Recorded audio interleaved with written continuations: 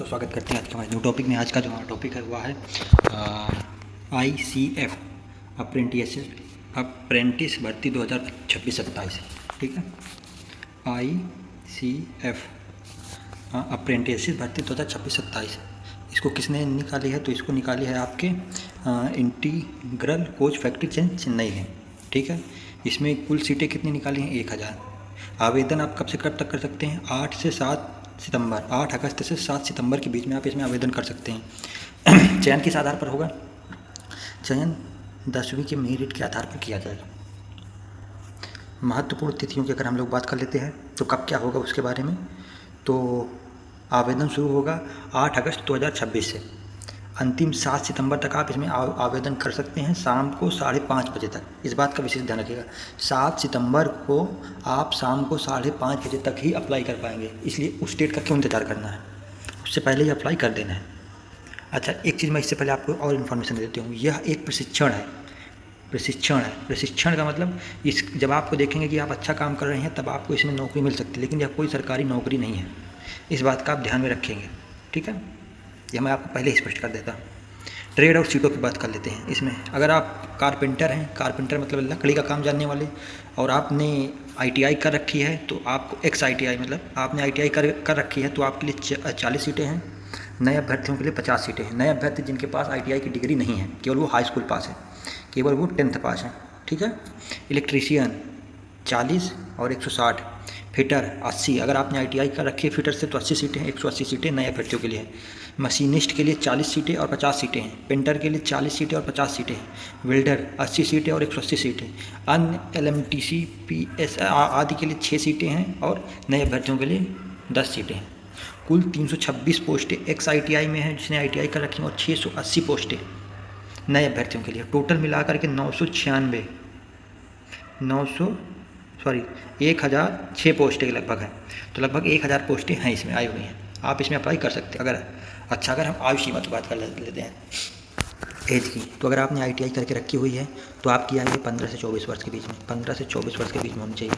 और अगर आप गैर ITI हैं, आपने कोई 10th पास कर लिया, तब भी आपकी यही आयु रहने वाली है। SC ST को 5 साल की छूट है अपर आयु में, मतलब SC ST 29 साल तक फॉर्म भर सकते हैं। OBC को 3 साल की छूट है, 27 साल तक OBC भर सकते हैं, 27 साल तक OBC, 29 साल तक SC ST, और दिव्यांगजन भर सकते हैं 34 साल तक। उम्मीद करते हैं ये आपको क्लियर हो गया होगा। यहाँ तक कोई शंका हो तो बताइए। आगे चलते हैं। शैक्षणिक योग्यता, तो अगर आपको फिटर, इलेक्ट्रीशियन और मशीनिस्ट में फॉर्म भरना है तो आपके पास हाई स्कूल की मार्कशीट 50% के साथ विज्ञान और गणित हाई स्कूल में होना अति आवश्यक है। और प्रशिक्षण, अगर आप ITI किए हैं हाई स्कूल के स्थान पे तो आपको 2 साल की ITI चाहिए इस सब्जेक्ट में। उम्मीद करते हैं यहाँ तक समझ में आए। अगर आप कारपेंटर या पेंटर हैं तो 10वीं में आपको 50% होना चाहिए। आपके लिए इसमें कोई भी बाध्यता नहीं है कि आप साइंस से हो या आर्ट्स से हो, आपके 10वीं में 50% होना चाहिए, या 2 वर्ष का प्रशिक्षण ITI होनी चाहिए। यहाँ पर ये ITI है, और ये जो नए वाले अभ्यर्थी हैं ना उनके लिए है। ठीक है, वेल्डर के लिए 10वीं में 50% होना चाहिए, या 1 वर्ष 3 माह का इनके पास वो होना चाहिए, ITI की कोई डिग्री होनी चाहिए। MLT रेडियोलॉजी पैथोलॉजी 12वीं पास के लिए है, 12वीं भौतिकी रसायन और जीव विज्ञान, या 1 वर्ष 3 माह का कोई इनके पास ITI में ट्रेड होना चाहिए। अच्छा, अब हम इनके पेमेंट की बात कर लेते हैं। तो 10वीं पास अभ्यर्थी के लिए 8200, 12वीं पास अभ्यर्थी के लिए 9600, और पूर्व ITI जो ITI वाले हैं, पहले ITI जिन्होंने करके रखा हुआ है उनको 9600 रुपये मिलेगा। अच्छा, ये इनका बेसिक है। जैसे 9600 बेसिक हो गया, इसके ऊपर इसका 60% DA मान लीजिए, और भी जो एरिया जो भी मिलते होंगे भत्ते वो अलग से मिलेंगे। तो लगभग वही मान लीजिए आपकी पेमेंट जो है 16 से 17 हज़ार के बीच में बन जाएगी। और हाई स्कूल पास के लिए बहुत अच्छी तो नहीं कहूँगा, ठीक ठाक सैलरी है। अच्छा, आवेदन शुल्क कितनी है? तो सामान्य अभ्यर्थी के लिए 100 रुपया लागू, सामान्य OBC EWS के लिए 100 रुपया, SC ST दिव्यांग और महिला अभ्यर्थियों के लिए शुल्क में छूट दी गई है। चयन प्रक्रिया, चयन किस प्रकार होगी? लिखित परीक्षा नहीं है, आपसे किसी प्रकार की कोई परीक्षा नहीं ली जाएगी, केवल आपके 10वीं के मेरिट के आधार पर आपका चयन किया जाएगा। समान अंक होने पर अधिक उम्र वाले अभ्यर्थी को प्राथमिकता दी जाएगी। जैसे 2 लोगों के सेम नंबर है, जैसे 90 नंबर दोनों के 90% या 90 नंबर सेम नंबर है, एक की आयु मान लीजिए 15 साल 24 दिन है और एक की आयु 24 साल है, तो 24 साल वाले को भर्ती कर लिया जाएगा और ये 15 साल वाले को छोड़ दिया जाएगा। मतलब जिसकी आयु ऊपर है उसको प्राथमिकता दी जाएगी। चयन के बाद दस्तावेज सत्यापन और मेडिकल अवश्य होगा। मतलब आपका डॉक्यूमेंट वेरिफिकेशन होगा और मेडिकल होगा। अच्छा, क्या क्या दस्तावेज आपको चाहिए? दस्तावेज क्या क्या चाहिए आपको? 10वीं 12वीं की अंक तालिका जो आवश्यक होती है जिस ट्रेड में। ITI प्रमाण पत्र, अगर आपने ITI के थ्रू अप्लाई किया, अगर 10वीं के थ्रू किया है तो ये चाहिए या ये चाहिए।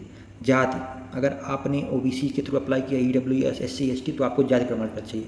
दिव्यांग प्रमाण पत्र, अगर आपने दिव्यांग कोटे से अप्लाई किया तब दिव्यांग प्रमाण पत्र चाहिए। ऑनलाइन आवेदन की पावती, जो आपने आवेदन किया उसकी पावती चाहिए, उसकी जो रिसीविंग निकलती है वो चाहिए। और निवास प्रमाण पत्र चाहिए और सरकारी डॉक्टर का मेडिकल प्रमाण, मतलब आप अपने गांव के आसपास कोई सरकारी हॉस्पिटल होगा वहाँ से मेडिकल करवा लीजिए, वो मान्य होगा। अच्छा, सावधानियों की बात कर लेते हैं। यह एक अप्रेंटिस प्रशिक्षण है, स्थायी रेलवे नौकरी नहीं। प्रशिक्षण पूरा होने के बाद ICF रेलवे में नौकरी की गारंटी नहीं है। मतलब आपको निकाला भी जा सकता है और आपको रखा भी जा सकता है। अगर आप उत्तर प्रदेश के अभ्यर्थी हैं तो मैं आपको विशेष सलाह दूंगा कि नोटिफिकेशन में सामान्य भर्तियों के लिए तमिलनाडु के स्थायी रोजगार कार्यालय से संबंधित पात्रता की विशेष शर्त दी गई है, इसलिए उत्तर प्रदेश के अभ्यर्थी आवेदन से पहले इस शर्त को अवश्य जांचें। रेलवे कर्मचारियों के लिए वार्ड के लिए अलग प्रावधान दिया गया है। ठीक है, उम्मीद करते हैं वीडियो आपको पसंद आया हो। वीडियो अगर पसंद आया हो तो वीडियो को लाइक कर दीजिएगा, चैनल को सब्सक्राइब कर लीजिएगा। जय हिंद, जय भारत, वंदे मातरम।